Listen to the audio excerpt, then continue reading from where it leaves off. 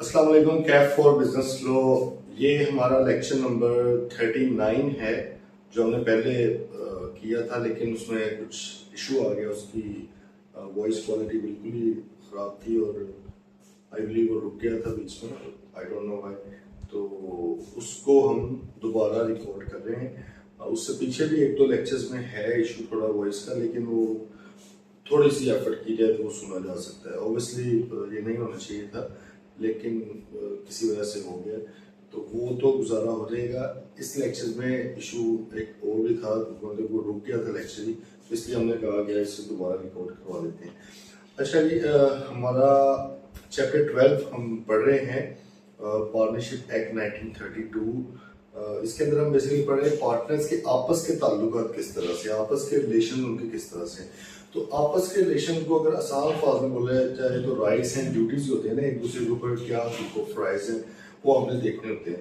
कल के लेक्चर में बेसिकली जो लास्ट लेक्चर है, लेक्चर नंबर 38, उसके अंदर हमने डिस्कस किया कि भाई दो तरह की ड्यूटीज होती हैं, दो तरह के फ्राइज हैं पार्टनर्स के as per the partnership act 1932। एक को हम कहते हैं एब्सोल्यूट ड्यूटीज और एक को हम कहते हैं क्वालिफाइड ड्यूटीज। एब्सोल्यूट ड्यूटीज से मुराद वो ड्यूटीज हैं जिनको किसी भी कॉन्ट्रैक्ट के थ्रू चेंज नहीं किया जा सकता। ठीक है जी, ये वो ड्यूटीज हैं जो कॉन्ट्रैक्ट के थ्रू चेंज नहीं होती। आप ये आईनी तौर पर जनरल ड्यूटीज कहलाती हैं कि कानून ने बता दी हुई है कि फलां फलां फलां ये इतनी चीजें ये आपने चेंज करनी, तो वो आप नहीं कर सकते। दूसरी तरफ हमें पता है कि भाई कुछ है आपकी जो इसे हम कहते हैं क्वालिफाइड ड्यूटीज हैं। क्वालिफाइड ड्यूटीज से मुराद ऐसी ड्यूटीज हैं जो कि आप चेंज भी कर सकते हैं थ्रू कॉन्ट्रैक्ट। तो ये दो तरह की बेसिकली ड्यूटीज हैं, इनको आज हम क्विकली देख लेते हैं। इसमें एक ये रह गई थी, duty to indemnify in case of fraud. ठीक है जी। अच्छा, ये भाई दो तरह की ड्यूटीज है, दोबारा जरा समझ लें। एब्सोल्यूट या जनरल ड्यूटीज भी कहा जाता है, ऐसी ड्यूटीज हैं जिनको पार्टनर्स कॉन्ट्रैक्ट के थ्रू चेंज नहीं कर सकते। मतलब है कि ये जो लिख दी गई हैं ये हर पार्टनर की जिम्मेदारी है, हर पार्टनर का फर्ज है, हर पार्टनर की ये ड्यूटी है दूसरे पार्टनर्स के हवाले से। ठीक है। जबकि क्वालिफाइड ड्यूटीज ये हैं कि यार जनरली तो ये मौजूद होती हैं ड्यूटीज, लेकिन अगर आप चाहें तो इनको चेंज भी कर सकते हैं। अगर कानून आपके कॉन्ट्रैक्ट में नहीं लिखी हुई जो पार्टनरशिप डीड है, या ओरली भी अगर आपने ब्लाइंडली भी वो चीजें एग्री नहीं की हुई, तो आप फिर यही वाली एग्जिस्ट करेंगे। ठीक है। लेकिन अगर आप कुछ और डिसाइड कर लेते हैं, मिसाल तौर पर लिखा duty to use firm's property exclusively for firm. Qualified duty आमतौर पे डिफॉल्ट ड्यूटी तो ये है कि भाई फर्म की प्रॉपर्टी फर्म के लिए यूज होनी चाहिए। अगर आपने भी इसके ऊपर कोई बात नहीं की तो भाई फिर आप फर्म की प्रॉपर्टी अपने पर्सनल काम के लिए यूज नहीं कर सकते। लेकिन अगर आप आपस में एग्री कर लेते हैं भाई पर्सनल के लिए भी यूज हो सकती है, तो हो सकती है। बात है इसमें कि वो ड्यूटीज हैं जो कानून में लिखी तो हुई है, लेकिन कानून कहते हैं इनको आप ऑल्टर कर सकते हो, चेंज कर सकते हो, बदल सकते हो थ्रू कॉन्ट्रैक्ट, तो ये बदली जा सकती हैं। जबकि ये जो ड्यूटीज है ना 9 ड्यूटीज, ये बदली नहीं जा सकती। कल भी मैंने लास्ट लेक्चर में आपको बताया था कि भाई इसको इकट्ठा इस तरह लिख लें, ये बेहतर आपके लिए रहेगा, क्योंकि बीच बीच में लिखा हुआ, बीच में एग्जाम्पल आते हैं, उस तरह पढ़ने में आसानी नहीं होती याद करने में, आपको याद होनी चाहिए सारी की सारी। ठीक है। और सेकेंडली बुक में यहाँ पर सारी ये नहीं भी हैं, कुछ आगे पीछे भी हैं, तो इसलिए हमने इकट्ठी करके एक जगह में आपको बता दी है, तो ये भी आपने इसी तरह मेंशन कर देंगे। ठीक है। आगे जरा बुक से पढ़ते हैं, साथ साथ कुछ इधर से मिलेंगी, कुछ यहाँ पे नहीं कहीं आगे हैं, लेकिन वो मैं आपको एक्सप्लेन कर देता हूँ सारी। अच्छा, सबसे पहले आगे बात absolute duties. These are mandatory duties of a partner that can not be changed by an agreement amongst partner. ये ऐसी ड्यूटीज हैं जो भाई हर पार्टनर की लाजमी ड्यूटी है और इसको आप किसी भी एग्रीमेंट कॉन्ट्रैक्ट के थ्रू चेंज नहीं कर सकते किसी भी तरह। ये वाली जो 9 ड्यूटीज है। अच्छा, अब यहाँ पे नीचे ड्यूटीज आ रही हैं जो हेडिंग में, तो आपके लिए वह बेहतर है कि इसके साथ एडी या क्यूडी लिख लें। सही। एडी से मुराद क्या है? एब्सोल्यूट ड्यूटी, जो एब्सोल्यूट ड्यूटीज में आ रही है। क्या आपको एक कंफर्म पता होना चाहिए कि यार ये एक एक लाइन कौन कौन सी क्वालिफाइड है, कौन कौन सी एब्सोल्यूट है। ठीक है, पेपर में आता है ये।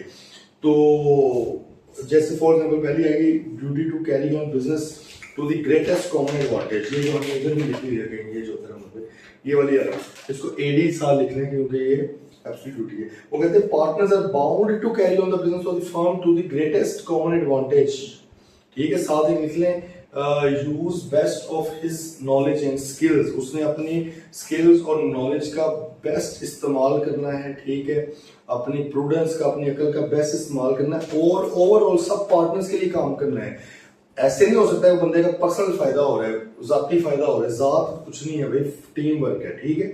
अगर आपको लग रहा है कि मेरा तो बतौर पार्टनर फायदा हो रहा है लेकिन फर्म में किसी और पार्टनर का या ओवरऑल फर्म का नुकसान हो रहा है, तो भाई आपने अपनी ड्यूटी ब्रीच किया, और ये ऐसी ड्यूटी है जो मैंडेटरी ड्यूटी थी, आपकी जिम्मेदारी थी इस चीज को इंश्योर करना।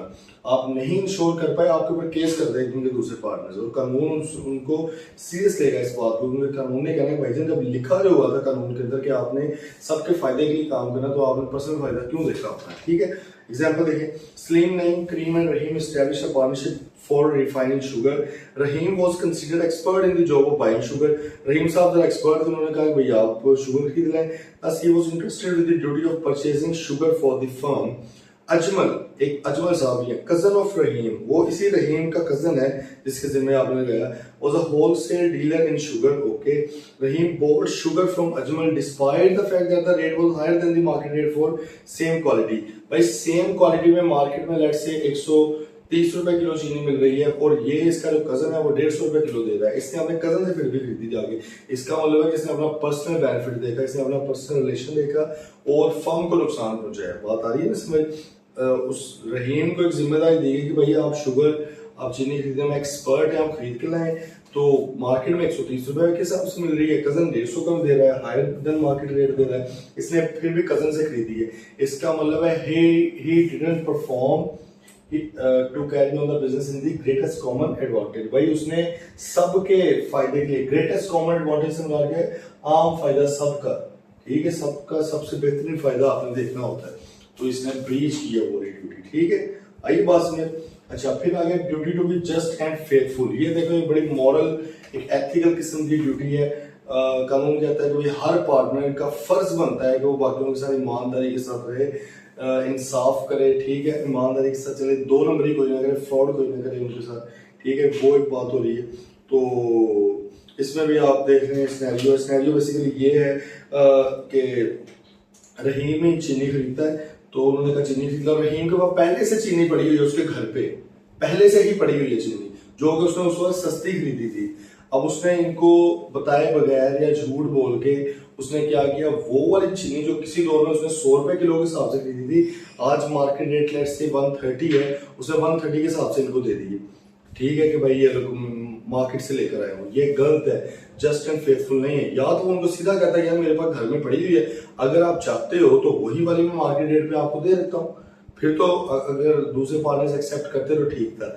लेकिन इसने 2 नंबरी की, इसने झूठ बोला, इसने छुपाई के बाद, इसके बाद ऑलरेडी चीनी पड़ी हुई थी, इसने पुरानी वाली चीनी न्यू रेट के मुताबिक इनको दी है विदाउट टेलिंग द ट्रूथ, तो इट मीन्स कि वो जस्ट एंड फेथफुल नहीं रहा उनके साथ, ठीक है, उसने अपनी ब्रीच कर दी ड्यूटी। ये भी एडी थी, एब्सोल्यूट ड्यूटी थी। नेक्स्ट वाली भी एडी है, duty to render true accounts. अच्छा, अकाउंट्स का मतलब हिसाब किताब देना, ठीक है। वो कहता है कि भाई जो पार्टनर है, हर पार्टनर का फर्ज बनता है कि वो बाकियों को फर्म के अंदर होने वाली ट्रांजेक्शन जो उसके थ्रू हुई है उसका पूरा हिसाब किताब दे। मिसाल तौर पर चीनी खरीदी है, उसके फर्ज बनता है कि वो बाकियों को बताए भाई कितने की चीनी खरीदी, मार्केट में क्या रेट था, से बात आ रही है इसमें, पूरी ट्रांजैक्शन का हिसाब दे, उसका फर्ज बनता है, कोई चीज छुपाए ना, ठीक है, किसी चीज जगह पे कितना प्रॉफिट लॉस वगैरह हो सारा कुछ उसे बताए बाकी पार्टनर्स को, ये उसकी ड्यूटी है। एग्जांपल देखिए, आफ्ताब बादल एंड चांद started a business of trading in light bulbs together under this name Solar Trader। They decided to share profits equally and the business will be managed by Aftab only।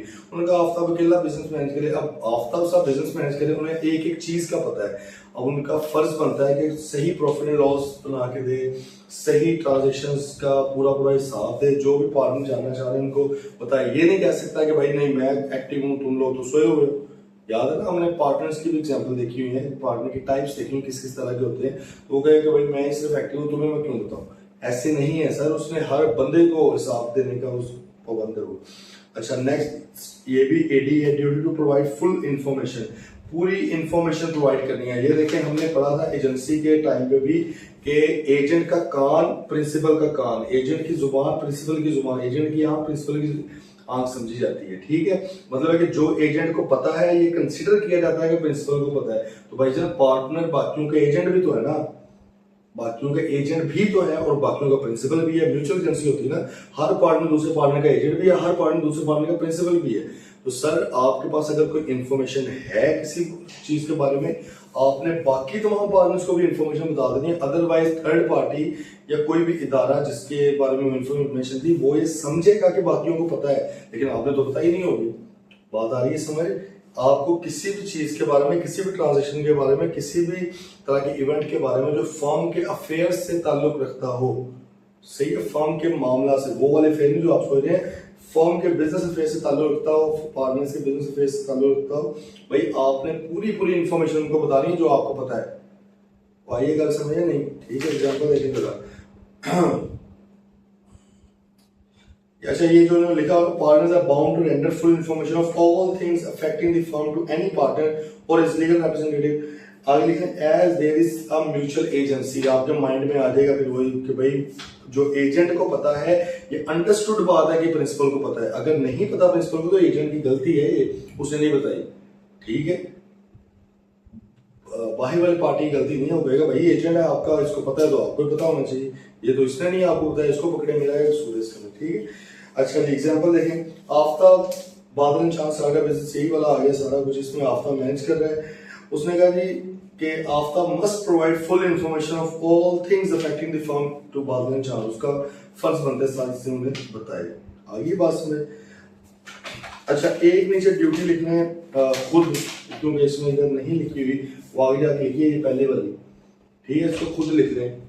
AD लिख के absolute duty है ये, duty to be liable jointly और severally. ये भाईजान आपको याद होगा जॉइंट प्रोमिसर्स हमने पढ़े थे, वहां पर भी हमने बात की थी कि पार्टनरशिप में भी ये होता है। जॉइंट प्रोमिसर्स में क्या होता था कि हर प्रोमिसर है उसकी ये ड्यूटी थी, उसकी ये लायबिलिटी थी कि वो अकेला भी पूरी की पूरी ट्रांजेक्शन का, पूरे के पूरे पैसों का, पूरी की पूरी परफॉर्मेंस के लिए लायबल था, अकेला भी और वो मिलके भी थे, जॉइंटली भी थे, सेवरली भी थे। तो सर इधर भी ये है, जिस पार्टी ने कोई पैसे लेने हैं इनसे या कोई काम करवाना है, वो सब पार्टनर्स में से किसी एक पार्टनर को भी पकड़ के काम करवा सकते हैं, परफॉर्म करवा सकते हैं, या कर्जा ले सकते हैं, या वो चाहे तो जॉइंटली सबसे भी ले सकते हैं। 5 पार्टनर हैं, थर्ड पार्टी का दिल करे 2 से ले लो, 3 से ले लो, 4 से ले लो, 5 से ले लो, 1 से इवन ले लो। ठीक है, तो वही वाला सारा कॉन्सेप्ट आ जाता है, ये आपने लिख लेना है। अच्छा, फिर एक और नीचे लिख लें, ड्यूटी नॉट टू असाइन, ये वाली जो थी लास्ट वाली, duty not to assign his interest to third party without consent of all partners. However, he can assign his own profit, अपना उसका जाती जो प्रॉफिट है, by sub partnering, sub partner बना के। दोबारा बोल देता हूँ, ये लिख लो।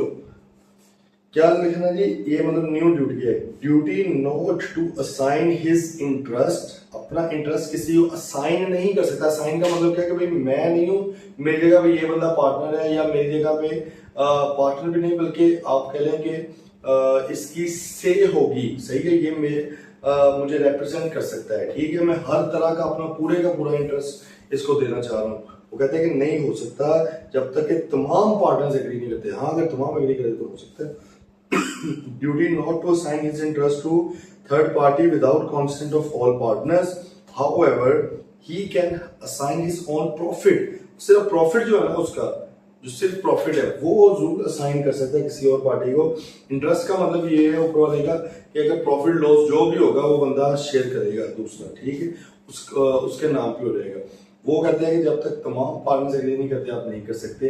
ठीक है, लेकिन अगर आप कहो कि सिर्फ प्रॉफिट मैंने अपना शेयर करना है, वो भी थ्रू सब पार्टनरिंग। सब पार्टनर आपको पता है ना, जो सब पार्टनर होता है वो बाकी पार्टनर्स के साथ उसका किसी तरह का कोई ताल्लुक नहीं होता, इवन बाकी पार्टनर्स को पता भी नहीं होता है कौन है। ठीक है, कोई एक बंदा, एक पार्टनर अपने तौर पे किसी बंदे के साथ कोई अलग से कॉन्ट्रैक्ट करके बैठा हुआ है कि यार मेरे प्रॉफिट जो भी आएंगे उनमें से इतना हिस्सा या सारे का सारा हिस्सा व्हाटएवर वो मैं आपको ट्रांसफर करूंगा। ये उसका उस बंदे के साथ अपना अलग से ताल्लुक है, फर्म तो उसको जानती कोई नहीं। ठीक है, तो इसलिए कहा कि वो वाला कर सकता है काम, लेकिन अपना इंटरेस्ट साइन नहीं कर सकता। ठीक है जी, यहाँ पे लिखिए। फिर नेक्स्ट आ रहे हैं, ये भी एब्सोल्यूट ड्यूटी लिख लें इसके साथ, duty to indemnify for loss caused by fraud. अगर भाई किसी पार्टनर ने फ्रॉड किया है और बाकी पार्टनर्स को नहीं पता, इसका मतलब है कि वो अकेला जिम्मेदार है, वो अकेला फ्रॉडी है, वो अकेला फ्रॉडस्टर है। एक पार्टनर ने किसी थर्ड या दो पार्टनर जितने भी हैं, मतलब है कि सबको नहीं पता। अगर तो सबको पता है तो फिर भाई किस चीज का नुकसान करूं, सब भी फ्रॉड ही बैठे हुए, ठीक है।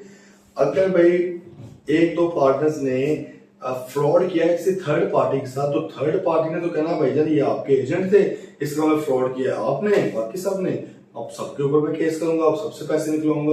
अब फर्म ओवरऑल सब पार्टनर्स मिलकर, सारे के सारे पार्टनर मिलकर थर्ड पार्टी को पहले कंपनसेट करेंगे, देन वो पार्टनर्स इस फ्रॉडिये से पैसे निकलवाएंगे कि भाई जान आपने फ्रॉड किया, हमें तो पता ही नहीं था। अनलेस अगर तो सारे के सारे पार्टनर्स भी इन्वॉल्व थे फ्रॉड के अंदर, फिर वो किसी एक को नहीं कह सकते, फिर वो सब अपना अपना हिस्सा बीच में डाल के थर्ड पार्टी को पे करवाएंगे। बात आ रही है समझ नहीं? दोबारा सुन ले, थर्ड पार्टी के साथ किया फ्रॉड आपके किसी पार्टनर ने, ठीक है, एक पार्टनर, दो पार्टनर, तीन पार्टनर, लेकिन सब ने नहीं किया, ठीक है। अब थर्ड पार्टी ने तो भाई उस पार्टनर को तो पकड़ना ही है, वो उसने आगे कर दिया कि पूरी फर्म के ऊपर केस कि भाई जान आपका ही पार्टनर था, आप इसके प्रिंसिपल हैं, तो ये एजेंट है आपका, आप प्रिंसिपल है, निकालें पैसे जरा। फर्म ने कहा चलो इसको तो पैसे दें, थर्ड पार्टी को पैसे देकर फेंक दिया और पीछे उस बंदे को बुला लिया, अरे भाई जान आपने क्या किया, पता लग गया कि उसने फ्रॉड किया है। अब उन्होंने कहना है कि पार्टनरशिप एक्ट 1932 की एब्सोल्यूट ड्यूटी है कि फ्रॉड के केस में लाजमी तौर पे हर सूरत आपने फ्रॉडिये से पैसे निकलवाने हैं। बता रही समझ, फ्रॉडिये से पैसे निकलवाने हैं आपने, आप उसको माफ नहीं कर सकते। इधर जबकि आप देखें, इधर आके क्वालिफाइड में लिखा हुआ है duty to indemnify for wilful neglect, अगर आप लापरवाही करेंगे तब भी आपने पैसे देने हैं लाजमी, लेकिन ये क्वालिफाइड में आता है, अगर तमाम पार्टनर एग्री कर लें कि यार अगर निगलेक्ट हो गया, लापरवाही की वजह से वो काम ना कर सके, थर्ड पार्टी ने केस कर दिया, तो भाई हम कोई नहीं उस बंदे से निकलवाएंगे, हम सारे पैसे कर देंगे आपस में कंट्रीब्यूट करके, फिर कंपनसेट कर देंगे। बात आ रही समझ, इधर अलाउड है, विलफुल निगलेक्ट में लाजमी नहीं है कि उसी पार्टनर ने भरने हैं, अगर आप चाहो तो चेंज कर सकते हो। इधर भाई वो कहता है अगर फ्रॉड किया ना तो हर सूरत उसी फ्रॉडिये ने पैसे भरने हैं, इसको आप चेंज नहीं कर सकते थ्रू कॉन्ट्रैक्ट, नहीं यार फ्रॉड भी हो गया चलो हम इकट्ठे भर लेंगे, कहता नहीं सर, जो मतलब फ्रॉडिया है सिर्फ और सिर्फ वही इंडेमनीफाई करेगा। ओके भाई, एवरी पार्टनर शैल इंडेमनीफाई या कंपनसेट भी कहते हैं इसको, ठीक है, the firm for any loss caused to it by his fraud in the conduct of the business of the firm. Example देखिए, Habib Arsalan and Adeel are partners in the firm, Habib sold an item to a third party by fraud without consent of Arsalan and Adeel. Habib ने भाई third party को कोई चीज fraud करके बेच दी है, जबकि बाकी दो पार्टनर को पता ही नहीं है। थर्ड पार्टी ने भाई क्या किया, उसने जाहिर है फर्म पे कर दिया केस, तो फर्म ने थर्ड पार्टी को कंपनसेशन पे की, नुकसान उठाया। अब वो फर्म क्या करेगी, हबीब से पैसे निकलवाएगी कि भाई ना आपने फ्रॉड किया है। हबीब ये नहीं कह सकते चलो यार हम कॉन्ट्रैक्ट करके चेंज कर देते हैं शिप को, वो कहेगा नहीं ये वाली शिप चेंज ही नहीं हो सकती, ठीक है। हाँ, अगर तुमने लापरवाही की होती, तुम्हारे अपने थोड़ा सुस्ती की वजह से, किसी और तरह की वजह से, हटरामे की वजह से उनको नुकसान हुआ होता, चलो उधर हम फिर भी एग्री करके तुम्हें छोड़ सकते हैं, वो क्वालिफाइड में आता है, लेकिन फ्रॉड में नहीं हम आपको छोड़ेंगे। ओके भाई, भाई बात समझ।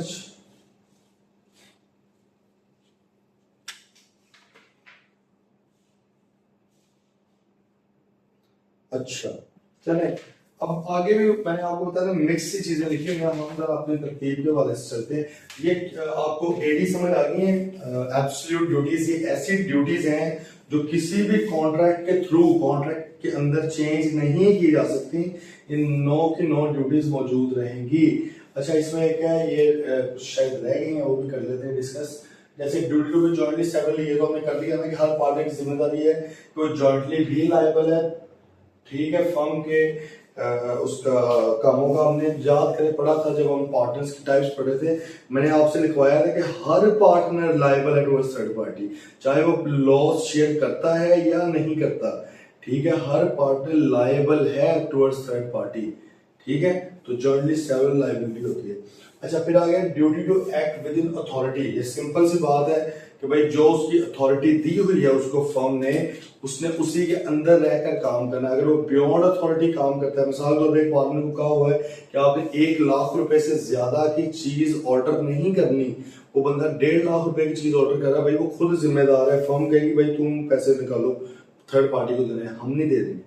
बात आ रही है समझ, अथॉरिटी के अंदर रह के आपने काम करना है। फिर आ गया duty in case of emergency, ये भाई वो जिस तरह हमने पढ़ा था अपना एजेंसी के केस में, एजेंसी में भी क्या था कि एजेंट की जिम्मेदारी भी है कि अगर कोई इमरजेंसी सिचुएशन आ जाए तो उसने इसी तरह एक्ट करना है जिस तरह वो अपनी चीजों के लिए एक्ट करता है, अपने काम के लिए एक्ट करता है, क्योंकि एजेंट उन्हीं का प्रिंसिपल है। तो पार्टनर एजेंट उन लोगों का ही, उन प्रिंसिपल का ही एम्प्लॉयड पर्सन है। तो भाई यहाँ पर भी जो एक पार्टनर और बाकी तमाम पार्टनर्स का क्या होता है, एजेंट होता है। तो सर अगर काम करते हुए कोई इमरजेंसी आ गई है तो उसने अपना दिमाग इसी तरह इस्तेमाल करना है जैसे उसकी अपनी जाती चीज का नुकसान हो रहा है, और तब वो फैसला लेता है। ठीक है ना, मेरे ख्याल में उसको ज्यादा एक्सप्लेन करने की नीड नहीं है, पहले भी हमने किया हो। तो हर पार्टनर की जिम्मेदारी, वो ये नहीं कहेगा यार मेरी तो अथॉरिटी नहीं है, मुझे तो पता ही नहीं चला क्या करना है। नहीं भैया, आपकी ड्यूटी है इमरजेंसी में कि आपने करना है। हाँ, जो आपका खर्चा होगा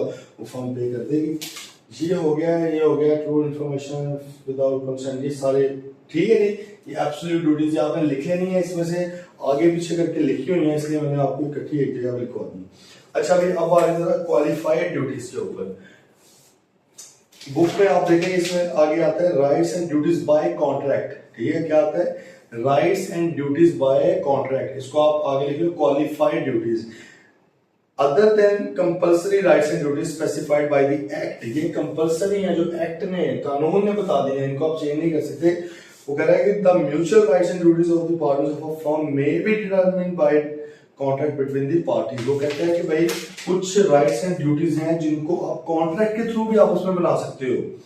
ये है एब्सोल्यूट ड्यूटी। देखिए मैं अगेन बार बार आपको बात बता रहा हूँ क्योंकि इंतहाई इंपॉर्टेंट है। आपने इधर से एक लाइन इधर लिख दी, वो गलत हो जाना है आपका। ठीक है, ये आप नहीं कर सकते। एब्सोल्यूट ड्यूटी से मुराद है कि ऐसी ड्यूटीज हैं जो आप चेंज ही नहीं कर सकते किसी भी तरह, कोई कॉन्ट्रैक्ट वगैरह करके आप उसको चेंज नहीं कर सकते, जबकि ये वो ड्यूटीज हैं जो कॉन्ट्रैक्ट्स के थ्रू चेंज की जा सकती हैं। अच्छा, यहाँ पे हम बाद में राइट्स भी पढ़ेंगे। वैसे तो हमें एक जनरल सी बात बताना है कि एक किसी बंदे का की ड्यूटी दूसरे का राइट होता है, उसका हक होता है, किसी एक का फर्ज दूसरे का हक है, और किसी एक का हक दूसरे का फर्ज है, ये हमें पता है। वो चीजें तो बिल्कुल अपनी जगह पे ठीक है, लेकिन अभी अलग से भी हमने पढ़ने हैं कुछ म्यूचुअल राइट्स एंड ड्यूटीज जो क्वालिफाइड होती हैं। अच्छा, फिलहाल अभी हम ड्यूटीज पढ़ेंगे, कल फिर हम राइट्स के ऊपर आ जाएंगे। अब इसमें ना डिफरेंट मिक्स करके लिखी हुई है चीजें, बात आ रही समझ। जैसे वेरिएशन इन पार्टनरशिप कॉन्ट्रैक्ट है, ये राइट है, फिर नीचे तो मैं आपको बताता रहूंगा राइट कौन सा है, ड्यूटी कौन सी है। ठीक है जी, तो फिर उसके हिसाब से फिलहाल हम ड्यूटीज के ऊपर जा रहे हैं भाई। तो ड्यूटीज में आप आ जाए, जैसे आगे आ गए, बड़े गौर से सुनने वाली बातें, वो बातें आगे पीछे हैं, थोड़ा सा स्किप करोगे आपने गलत कर दिया ना सारा कुछ, इसलिए साथ साथ रहें लेक्चर में। ठीक है, बुक सामने रखें, जो मैं बता रहा हूँ उसके साथ साथ अमल करें। आपका आ गया जी duty to attend diligently to his duties. ठीक है, ये बेसिकली ये वाला आपका ड्यूटी टू परफॉर्म डिलीजेंटली, ये वाला पॉइंट है। इसके साथ लिखिए QD, क्वालिफाइड ड्यूटी। सही है, ये क्वालिफाइड ड्यूटी। वो कहते हैं every partner is bound to attend diligently to his duties in the conduct of business. हर पार्टनर की जिम्मेदारी है कि जो उसकी ड्यूटी लगाई गई है उसको डिलीजेंटली से मुराद क्या होता है, पूरा होशो आवाज से दिमाग इस्तेमाल करते, एफर्ट करते हुए, पूरी जान मारते हुए वाला काम करे, हड हरामी ना करे। ठीक है, ये हर पार्टनर की जिम्मेदारी है। लेकिन इसको क्वालिफाइड में क्यों लिखा गया, लॉजिकली सोचे। हमें पता है कि हमने पढ़ा हुआ था कि कुछ पार्टनर्स के पास साइलेंट होने का ऑप्शन भी होता है। ठीक है, कि वो पार्टनर्स वो ज्यादा एक्टिव नहीं रहना चाहते फर्म के कामों के अंदर। ठीक है, या कुछ पार्टनर्स की इससे ही नहीं होती फर्म के काम के अंदर, तो वैसे भी बन सकते हैं ना, तो इसका मतलब क्वालिफाइड है, आप उसको चेंज कर सकते हैं। अदर देन दैट, अगर एक पार्टनर की जिम्मेदारी लगा दी गई है कुछ काम करने की, तो उसने लाजमी तौर पे उसको करना ही करना है। दूसरा एग्जाम्पल देखें, ये वही वाला आफ्ताब वाला, कि भाई आफ्ताब को उसने कर दिया है, तो उसने कहा कि आफ्ताब की जिम्मेदारी है अब कि वो डिलीजेंटली अपने काम करे। हाउएवर दिस ड्यूटी, ये जो डिलीजेंटली परफॉर्म करने वाली, डज नॉट अप्लाई टू आपका बादल एंड चांद। बादल और चांद के ऊपर नहीं होती, क्योंकि वो साइलेंट पार्टनर्स हैं, उन्होंने आगे किया हुआ है उसको आफ्ताब। वो गल आ रही है, समझ नहीं आ रही, इसको इसी वजह से क्वालिफाइड में लिखा हुआ है कि हर पार्टनर के ऊपर जिम्मेदारी नहीं है, हाँ जिस जो एक्टिव है उसकी जिम्मेदारी है इसको करने की। ठीक है, डिलीजेंटली एफर्ट करके, मेहनत करके उसको परफॉर्म करें। ओके, अच्छा, डिसीजन मेकिंग वाला भी राइट है, नीचे भी राइट आ गया, रेमुनरेशन। रेम्यूनरेशन जो है ना, ये जो इधर है duty to work without remuneration, ये ड्यूटी भी है, राइट भी है। ठीक है, आप इसके साथ लिख लें QD/राइट। मतलब है कि ये एक ऐसी चीज है जो क्वालिफाइड ड्यूटी भी है हर बंदे की कि उसने बगैर किसी मुआवजे के काम करना है। कानून कहता है कि भाई पार्टनर को किसी तरह की सैलरी देने की जरूरत नहीं है, लेकिन साथ राइट भी है। राइट क्या है? कानून ये भी कहता है कि भाई अगर कोई पार्टनर ज्यादा काम कर रहा है दूसरों से और तमाम पार्टनर्स एग्री कर जाएं तो उसको रेम्यूनरेशन दिया जा सकता है, उसका हक बनता है। ठीक है, ठीक है। कानून ने पहले लाइन जनरल रूल क्या बता दिया कि कोई भी पार्टनर रेम्यूनरेशन सैलरी वगैरह नहीं ले सकता, प्रॉफिट लेगा, सैलरी वगैरह नहीं ले सकता, ये जनरल बात थी। लेकिन फिर कानून ने साथ ही कहा कि भाई ऑब्वियसली अगर ऊपर वाली एग्जांपल देखें आफ्ताब वगैरह वाली, तो आफ्ताब एक्टिव काम कर रहा है, एक्टिवली बैठता है वहां पे, मैनेज करता है, तो उसका हक भी तो बनता है। तो अगर तमाम पार्टनर एग्री कर जाए, अगर वे है, अगर एग्री नहीं करते तो उसको रेम्यूनरेशन नहीं दिया जा सकता। इफ ऑल पार्टनर्स एग्री, तो भाई आप किसी भी पार्टनर को रेम्यूनरेशन भी दे सकते हो। सही है, इसलिए हमने इसको कहा कि उसका हक भी है, लेकिन पहले उसकी ड्यूटी क्या है कि उसने विदाउट रेम्यूनरेशन काम करना है, उसकी ड्यूटी है। लेकिन अगर वो बाकियों से ज्यादा काम कर रहा है और तमाम पार्टनर्स एग्री कर जाए, तो भाई फिर उसका हक भी बनता है कि उसको रेम्यूनरेशन मुआवजा दिया जाए। ओके जी, देख लें जरा। Partners not entitled to receive remuneration for taking part in the conduct of the business. It is however usually to allow some remuneration to the working partner provided there is a specific agreement to that effect। अगर भाई तमाम partners agree कर लें, आपस में agreement कर लें, then sir आप किसी पार्टनर को रेम्यूनरेशन दे सकते हैं। ठीक है, या आफ्ताब को उसने कहा कि आफ्ताब इंटाइटल तो नहीं है रेम्यूनरेशन के लिए, लेकिन अगर तमाम पार्टनर्स एग्री कर जाएंगे इसको देनी है तो फिर दे सकते। बात आई समझ? ठीक है, तो नेक्स्ट आगे शेयरिंग प्रॉफिट और ये राइट है, इंटरेस्ट ऑन कैपिटल भी राइट है, इंटरेस्ट ऑन एडवांस भी राइट है, राइट टू बी इंडेमनिफाइड ये भी राइट है। अच्छा जी, आगे आ जाए जी, एक आगे duty to indemnify for wilful neglect, इसके साथ लिखिए QD। क्या लिखना है? QD, qualified duty. समझे जरा, every partner is under a duty to indemnify the firm, वो फर्म क्या नुकसान भरेगा, for any loss cause to it by his wilful neglect. Wilful neglect को उसने ब्रैकेट में लिख दिया, failure to perform a duty और to do something which the partner should have done in the conduct of the business of the firm. Partner की कोई जिम्मेदारी थी उसने वो नहीं निभाई, पार्टनर ने कोई कॉन्ट्रैक्ट करना था, परफॉर्म करना था थर्ड पार्टी से, उसने वो नहीं किया, पार्टनर की वजह से नुकसान हो गया फर्म को। ठीक है, क्योंकि उसने अपनी ड्यूटी नहीं निभाई। यहाँ पर क्या था, उसने फ्रॉड किया, उससे नुकसान हुआ। इधर है कि उसकी लापरवाही से या उसकी हडरामी से या आपसे कह लें कि उसके सुस्त होने से उस वजह से काम नहीं हो पाया और फर्म को हो गया नुकसान। या तो फर्म को वैसे नुकसान हो गया, थर्ड पार्टी के साथ कॉन्ट्रैक्ट था फर्म का, वो फेल हो गया, थर्ड पार्टी ने केस करके फर्म से पैसे निकलवा लिए, उस केस में तो नुकसान हो गया ना। तो कानून ये कहता है कि भाई उस बंदे से पैसे भरवाओ, उसको कहो कि भाई आप इंडेमनिफाई करो। लेकिन लेकिन लेकिन क्योंकि ये क्वालिफाइड ड्यूटी है, ये बदली भी जा सकती है। अगर आप कॉन्ट्रैक्ट में लिख दोगे यार कोई बात नहीं, अगर विलफुल भी हो गया कोई मसला नहीं है, ये बंदे से हम नहीं पैसे भरवाएंगे। ठीक है, कानून कहता है ये अलाउड है, अगर तमाम पार्टनर एग्री होके इसको चेंज कर ले। लेकिन इधर वो कहता है कि पार्टनर से भी इसको चेंज नहीं कर सकते, अगर फ्रॉड किया है तो हर सूरत वही वाला बंदा पैसे भरेगा। आगे बात समझ? चले जी, नेक्स्ट आ रहे भाई, duty to account for personal profits derived, इसके साथ लिखने क्वालिफाइड ड्यूटी। ठीक है, पहले पढ़ लें जरा फिर समझ आएगी। Partner must account to the firm, account to the firm का मतलब सिंपल क्या होता है, हिसाब किताब देना। Account to the firm for any benefit obtained, उसको फायदा हुआ है, without the consent of the other partner, जिसका बाकी पार्टनर्स को नहीं पता, उनकी कंसेंट के बगैर है।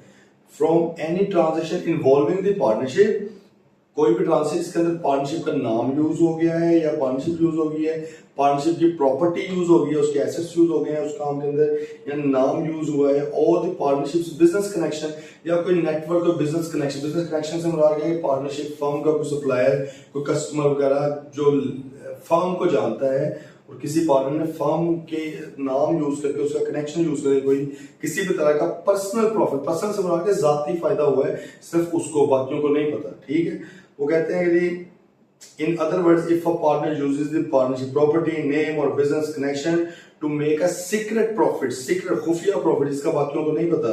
सीक्रेट प्रॉफिट को आगे ब्रैकेट में लिख दिया, personal profit that the other partner do not know about it, the other partners can claim those profits for the partnership. बात अब दरअसल में भाई वो ये कह रहा है कि अगर किसी पार्टनर ने बाकी पार्टनर्स की कंसेंट या उनके नॉलेज में आए बगैर फर्म की प्रॉपर्टी, फर्म का नेम, फर्म के कनेक्शन ये इस्तेमाल करते हुए किसी भी तरह का कोई भी प्रॉफिट कमा लिया, तो भाई बाकी के पार्टनर्स उस बंदे से वो प्रॉफिट मांग सकते हैं कि भाईजान इधर लाओ जरा, आपने तो हमें बताया नहीं है, ठीक है, और आपने नाम भी माना, जो उसका एग्जाम्पल हजार हो सकती है। मिसाल तौर पे आप समझ लेंगे एक पार्टनरशिप है, टेक्सटाइल का काम करती है, उधर बैठते हैं, ऑफिस बना हुआ है, अब उनमें से एक पार्टनर है वो कुछ और भी काम कर रहा है जो लेट्स से कंपीटिंग भी नहीं है, उस तरह का बिल्कुल ही कुछ हो रहा है। मिसाल के तौर पे वो बंदा थोड़ा आईटी इंजीनियर था, तो उसने क्या किया, आईटी का काम भी कर रहा है, उसी जगह पे बैठ के उसी नाम के साथ, ठीक बात आ रही है समझ, उसी नाम के साथ उसी जगह पे बैठ के, या लेट्स से सिर्फ उस जगह को यूज कर रहा है, वहां पे बैठ के वो कर रहा है काम, फर्म के एसेट्स को यूटिलाइज कर रहा है अपने पर्सनल काम के लिए, बाकी पार्टनर्स को नहीं पता। अब उसको वहां से जो भी कमाई होगी, जो भी प्रॉफिट होगा, भाई बाकी पार्टनर्स उसे कह सकते हैं, ना कहें तो अलग बात है, क्योंकि क्वालिफाइड है ना, इसलिए उसने कहा कैन क्लेम। अगर ये होता ना तो उसने क्या करना था, शेल क्लेम, हर सूरत क्लेम करेंगे भाई। यहाँ पर क्या है कि वो कर सकते हैं, अदरवाइज अगर क्वालिफाइड ड्यूटीज में लिख दें कि भाई कोई बात नहीं, आप पर्सनल प्रॉफिट अपने तक रखें तो वो भी अलाउड है, बट आम तौर पर नहीं होता। वो यही बात होती है कि भाई सब पार्टनर्स को पता होना चाहिए, अगर नहीं पता तो सर वो वाला प्रॉफिट भी इधर ले आओ, फॉर्म में बांटा गया। आगे बात समझ, एग्जाम्पल दे,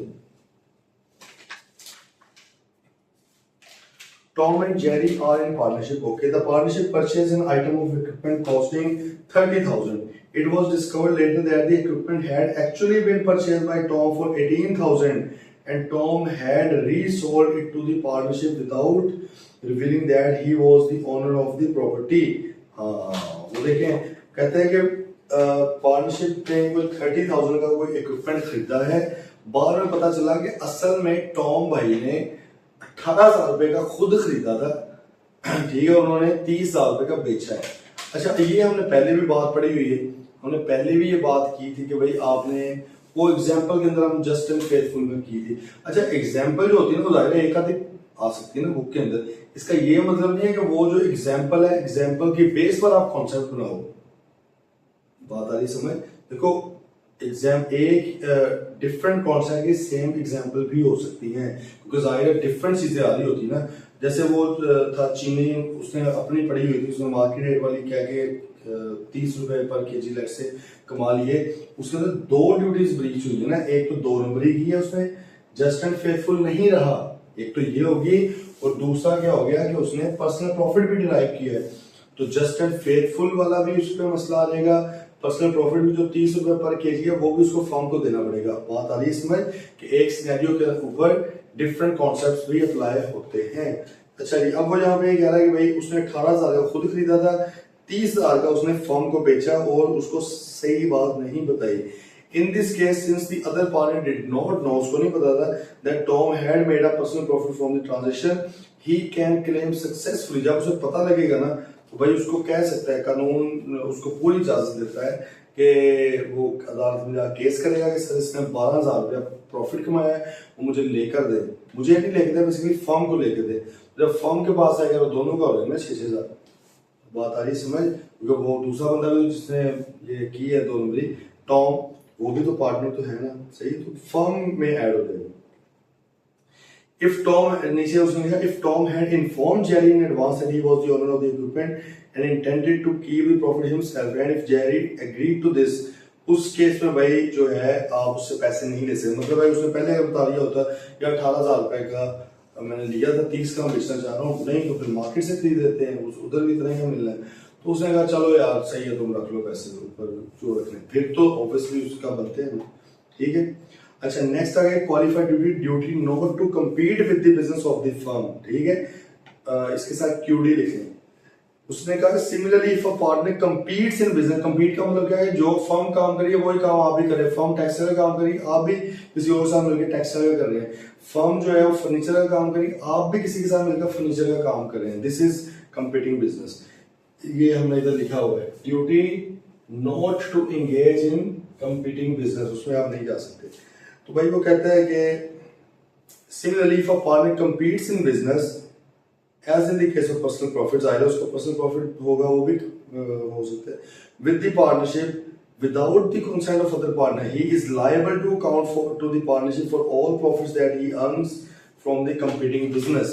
ठीक है भाई, तो अगर एक पार्टनर है वो फर्म को नहीं बताता, बाकी पार्टनर्स को नहीं बताता और कंपीटिंग सेम बिजनेस में वो काम करके वहां से कुछ कमा रहा है, तो भाई वो जो भी कमा रहा है वो फर्म को देना पड़ेगा उसको। अच्छा, अब हमने इसको रखा है क्वालिफाइड ड्यूटीज के अंदर, इसका मतलब है कि कंपीटिंग बिजनेस करना मना नहीं है मुकम्मल तौर पे, वरना इधर लिख देते ना तो फिर तो कोई बंदा कर ही ना पाता। जैसे आप ऑडिट फर्म देख रहे हैं, एक ही पार्टनर होता है, वो एक ऑडिट फर्म का पार्ट भी हो सकता है, पर्सनली भी, इवन मैं कर रहा हूँ, हमारी जो फर्म है शहबाज हनान एंड को है, ठीक है, उसमें हम 2 पार्टनर्स हैं और एक शहबाज सईद एंड को भी मेरी चल रही है जिसमें मैं सोल प्रोप्राइटर हूँ, ठीक है, वो मेरी अपनी है, कंपीटिंग बिजनेस है ना, सेम है, तो ये यहाँ पर चलता है, ठीक है। और हमारी आपस में एग्रीमेंट भी, हमारा कॉन्ट्रैक्ट भी यही है कि भाई आप कर सकते हो। इसका मतलब है कि इस पे ममानियत नहीं है, क्योंकि प्रैक्टिकल चीज है ना, बहुत ज्यादा ये होती है, तो इसलिए उन्होंने इसको मना बिल्कुल नहीं किया गया, अदरवाइज इधर लिख देता, उसने उधर लिखा है। हाँ, अगर आप आपस में कॉन्ट्रैक्ट कर लो कि भाई आपने कंपीटिंग बिजनेस में जाना ही नहीं है, या तमाम, ये भी मतलब वही मसला है ना कि आप तमाम पार्टनर्स की मर्जी के बगैर नहीं जा सकते, तो भाई ठीक है। और अगर आप इसमें ये लिख लो या जा भी सकते हैं, लाउड भी हो जाएगा, इसलिए क्वालिफाइड में उसमें लिखा है। लेकिन खैर, क्योंकि हम यहाँ पे पढ़ रहे हैं बाय डिफॉल्ट, बेसिकली ड्यूटी क्या होती है, बेसिकली ये होती है, हमको चेंज किया जा सकता है। भाई बेसिकली तो ये बात है कि आप नहीं कर सकते तमाम पार्टनर की मर्जी के बगैर, लेकिन अगर आप करते हो स्टिल, तो जो भी उधर से प्रॉफिट डिराइव होगा, मिलेगा प्रॉफिट आपको, वो आपका फिर नहीं है, वो ये वाली फर्म का जिससे आपने छुपाया था, फर्म से मुराद है कि आपका भी और बाकी पार्टनर्स का भी। एग्जांपल देखें, आजम, बाबर, यासिर एंड जाहिद, 4 लोग are in partnership without informing the other partner. Zahid sets up a sole traders business in combination with the partnership. Zahid ने भाई दूसरों को बताया नहीं और कोई अपना सोल ट्रेडर का उसने काम स्टार्ट कर दिया, ठीक है, and makes a profit of 50,000 bye either using firm name और प्रॉपर्टी और कनेक्शन ऑफ द फर्म। और भाई उसको 50,000 का फायदा हो गया, जाहिर लोगों को पता रहा कि यार ये फलां फर्म का पार्टनर है, ये शायद उन्हीं के थ्रू कर रहा है, शायद यही कहता हो गया देखो मैं उसके थ्रू ही कर रहा हूँ काम, ठीक है। तो when the other partners find out what Zahid has been doing, जब उन्हें पता है जाहिद साहब 2 नंबर ये कर रहे हैं, they can require Zahid to count to the partnership for the profit he has made while operating in competition. वो भाई जाहिद साहब को कह सकते हैं कि भाईजान आपने हमें जो है वो जो आपको फायदा हुआ है वो आपने हमें सारा देना है प्रॉफिट, ठीक है। तो अब वो पार्टनरशिप का हो रहा है, इसमें जाहिद का भी हिस्सा रहेगा, आजम साहब है, बाबर साहब है, यासिर है, इस सारे सब लोगों का इनका हिस्सा अपना अपना बन जाएगा, ठीक है जी, बात आई समझ। अच्छा, ये थी क्वालिफाइड ड्यूटीज में हमको मिस करके, हाँ मिस इस तरह करेंगे, इधर नहीं लिखी हुई, इसलिए मैंने आपको यहाँ पर लिखवाई हुई है, ठीक है। इसको देख लेते हैं, बाकी राइट्स कल डिस्कस करेंगे। देखें ये ना आगे पीछे बहुत ज्यादा लिखा हुआ है, इसमें यकीन करें अगर आप थोड़ा सा इधर उधर हिले ना तो आपने कंफ्यूज बहुत हो जाएगा, इसलिए साथ साथ चलें जो चीजें, ठीक है। अच्छा, जैसे अब पहले भी आ रहे हैं, duty to use firm's property exclusively for firm. भाई ये क्वालिफाइड ड्यूटी है आपकी कि आपने फर्म की प्रॉपर्टी को, प्रॉपर्टी क्या होती है आगे जाकर देख लेंगे, वैसे बेसिकली बताता हूँ। प्रॉपर्टी से मतलब जो भी चीजें फर्म ने अपने पैसों से खरीदी हुई है, चाहे वो फर्नीचर है, बिल्डिंग है, आपके इक्विपमेंट है, each and everything that is purchase through firms money, वो क्या है, फर्म की प्रॉपर्टी है, वो तमाम पार्टनर्स की प्रॉपर्टी, किसी एक पार्टनर की प्रॉपर्टी नहीं है। इसी तरह फिर अगर किसी पार्टनर ने फर्म के लिए पैसा कोई एसेट खरीद कर दे दिया है, बतौर कैपिटल, उसने कहा मैं पैसा नहीं लगा रहा, मैं आपको एसेट खरीद के देता हूँ, भाई फर्म के लिए खरीद के दिया ना, तो वो भी फर्म की, इस तरह गुडविल नाम जो होता है वो भी फर्म की प्रॉपर्टी। खैर बेसिक ड्यूटी हमारी क्या है कि भाई हमने फर्म की प्रॉपर्टी किसी भी तरह की जो है उसको पर्सनल काम के लिए यूज नहीं करना, उसको एक्सक्लूसिवली सिर्फ और सिर्फ फर्म के लिए यूज करना है। लेकिन ऑब्वियसली क्वालिफाइड है तो उसको चेंज किया जा सकता है कि हाँ भाई गाड़ी तो फर्म की है लेकिन आप पर्सनली भी यूज कर सकते हैं, ठीक है।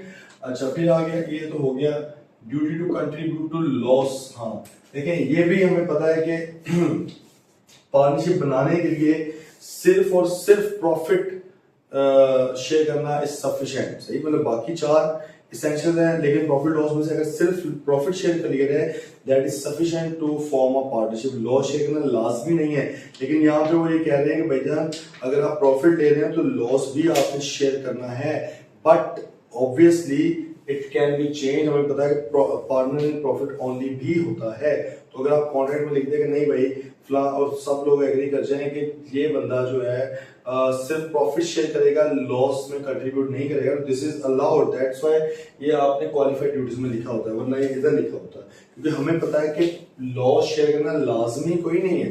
हाँ, आपकी ड्यूटी क्या भाई, अगर आपको प्रॉफिट मिल रहा है तो लॉस भी करो, लेकिन इस ड्यूटी को आप चेंज भी कर सकते हैं, अगर हमें नहीं करना, ठीक है।